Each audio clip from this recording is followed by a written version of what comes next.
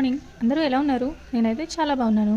మీరందరూ కూడా బాగుండాలని కోరుకుంటూ సరే, ఇదైతే నాది ఫస్ట్ వాయిస్ ఓవర్ అండి. Sorry for the disturbance. ఈరోజు బొంబాయి చట్నీ ఎలా చేయాలో చూద్దాం. సరే, బొంబాయి చట్నీ అంటే ఫస్ట్ నాకు అస్సలు తెలియదండి. నిజం చెప్పాలంటే మా పెళ్ళి 13 ఇయర్స్ అవుతుంది. ఈ బొంబాయి చట్నీ మా మావయ్య నాకు తెలిసి కారంచేడు. మా మావయ్య వాళ్ళ ఊరు కారంచేడులో మంచి ఫేమస్ చట్నీ అంట ఇది మాత్రం.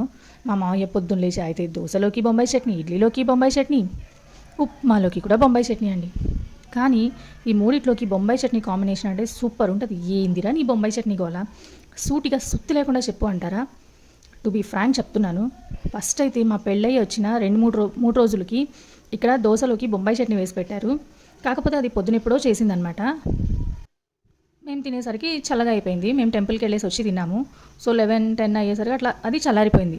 చల్లగా అయిపోయేసరికి ఏంది ముద్ద, అదేంది మైదాపిండి సుద్దలాగా ఉంది, దీన్ని అసలు ఎట్లా తింటారు, ఇది ఏమి కాంబినేషను దేవుడా, నేను ఎక్కడా వచ్చి పడ్డాను, ఈ తిండి ఏంటి అని చెప్పి అనుకున్నాను.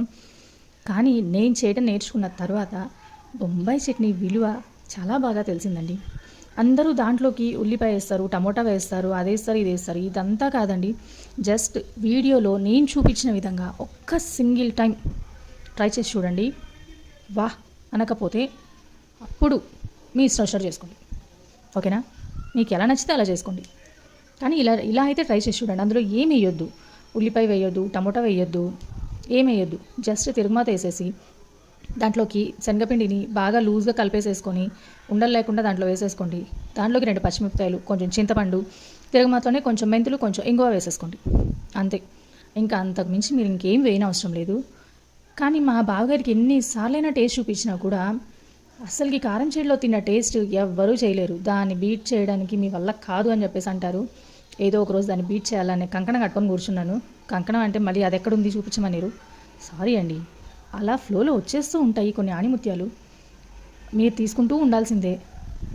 నా వాయిస్ కనుక నచ్చితే, నా వాయిస్ ఓవర్ కూడా నచ్చితే కొంచెం లైక్ చేసి, కూసంత సబ్స్క్రైబ్ చేసుకొని, ఇంకా పెద్ద మనసు చేసుకొని దాన్ని అందరికీ షేర్ చేసి సబ్స్క్రైబ్ చేసుకోమని చెప్పి వాళ్ళని ప్రోత్సహించి మీరు కూడా మంచిగా సబ్స్క్రైబ్ చేసుకొని నా వీడియోస్ని ఆదరిస్తారని చెప్పి అనుకుంటూ ఈ రోజున ఈ బొంబాయి చట్నీతో స్టార్ట్ చేసిన నా వీడియో మంచిగా ఉండాలని చెప్పి, అదేనండి 3 వీడియోలు 6 షాట్లతో హ్యాపీగా కళకళలాడుతూ ఉండాలని చెప్పి త్వరగా దీవించేసి, మరీ ఎక్కువ ఆశపడుతున్నానా?